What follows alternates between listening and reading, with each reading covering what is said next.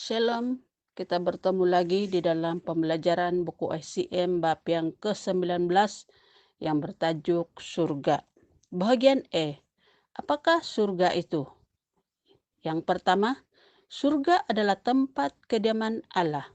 Dalam Ayub 22 ayat 12, bukankah Allah bersemayam di langit yang tinggi?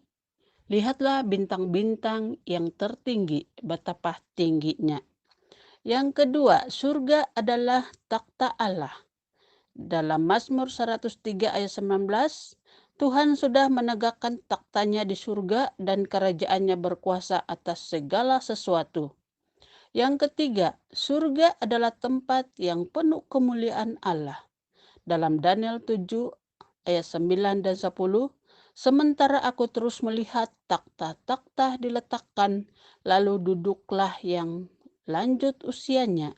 Pakaiannya putih seperti salji dan rambutnya bersih seperti bulu domba.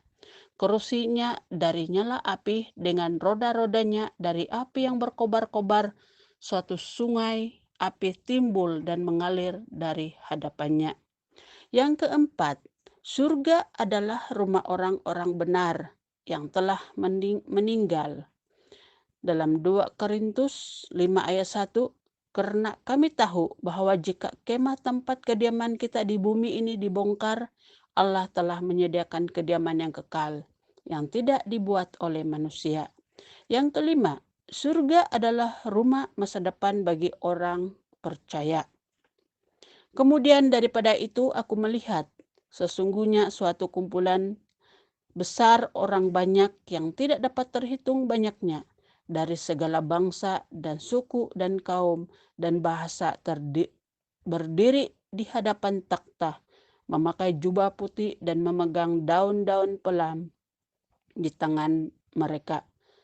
Dan dengan suara yang nyaring mereka berseru, keselamatan bagi Allah, kamu yang duduk di atas takhta. Bahagian B, keadaan surga. Surga adalah tempat yang jauh dari apapun yang mungkin kita dapat bayangkan. Surga adalah merupakan tempat dari kesucian, penuh kemuliaan, tanpa akhir. Tetapi walaupun Alkitab tidak menggambarkan secara terperinci tentang bagaimana surga itu, Alkitab memberikan beberapa petunjuk yang jelas mengenai keadaannya, antara lain, yang pertama, sebuah tempat kemuliaan yang agung. Pada waktu itulah orang-orang benar akan bercahaya seperti matahari dalam kerajaan Bapa mereka. Yang kedua, tempat penyembahan yang terus-menerus.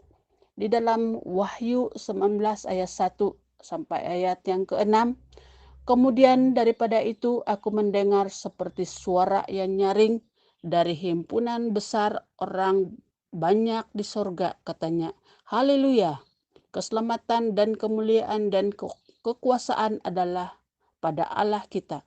Lalu aku mendengar seperti suara himpunan besar orang banyak, seperti desau air bah dan seperti deru guru yang maha hebat, katanya, haleluya, karena Tuhan Allah kita yang maha kuasa telah menjadi raja. Yang ketiga, tempat yang kekal atau tidak berakhir.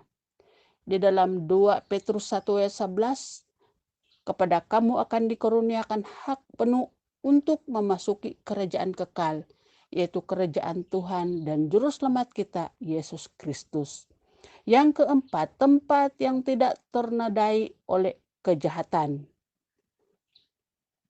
Di dalam Wahyu 21 ayat 27, tetapi tidak akan masuk ke dalamnya sesuatu yang najis atau yang melakukan kekejian atau dusta, tetapi hanya mereka yang namanya tertulis di dalam kitab kehidupan anak domba itu.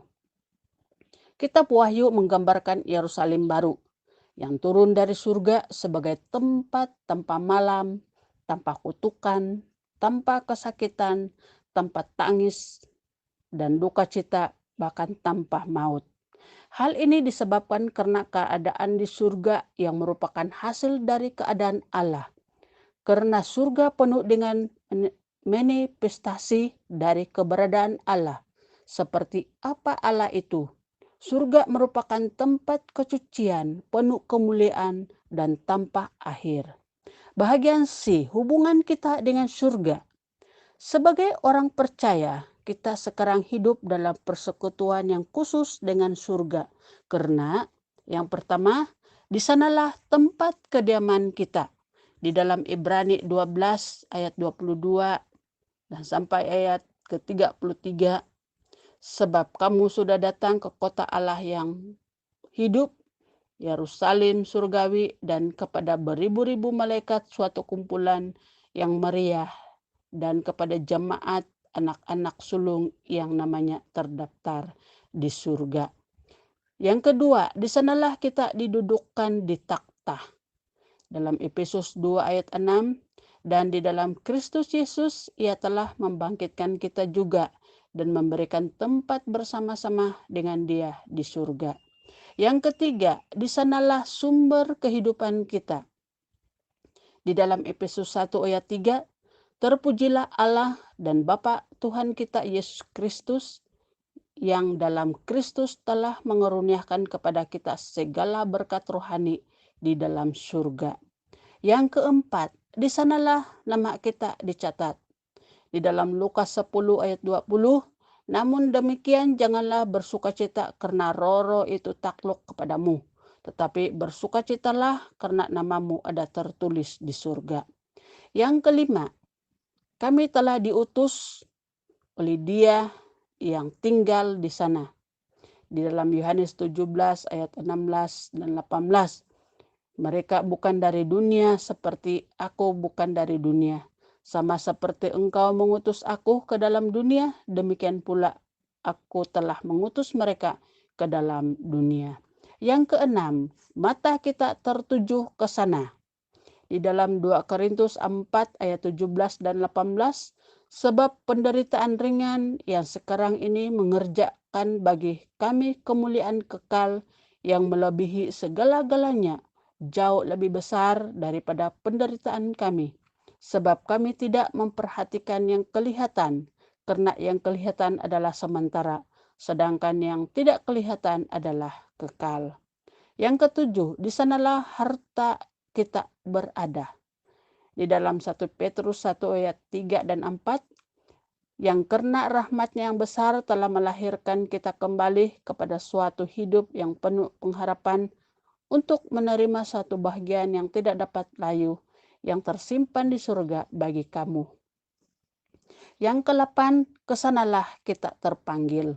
Dalam Filipi 3 ayat 13 dan 14, tetapi ini yang kulakukan, aku melupakan apa yang telah di belakangku dan mengerahkan diri kepada apa yang di hadapanku dan berlari-lari kepada tujuan untuk memperoleh hadiah, yaitu panggilan surgawi dari Allah dalam Kristus Yesus.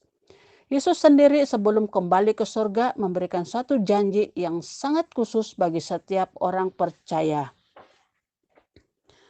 Di dalam Yohanes 14 ayat 1 sampai ayat yang ketiga, jangan gelisah hatimu, percayalah kepada Allah, percayalah juga kepadaku.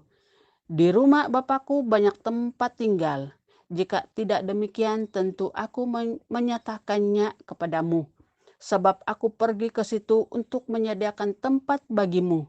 Dan apabila aku telah pergi ke situ dan telah menyediakan tempat bagimu, aku akan datang kembali dan membawa kamu ke tempatku, supaya di tempat di mana aku berada, kamu pun berada. Sekian pembelajaran kita di dalam bab yang ke-19, dan kita akan bertemu lagi di dalam bab seterusnya pada minggu hadapan. Sekian, shalom.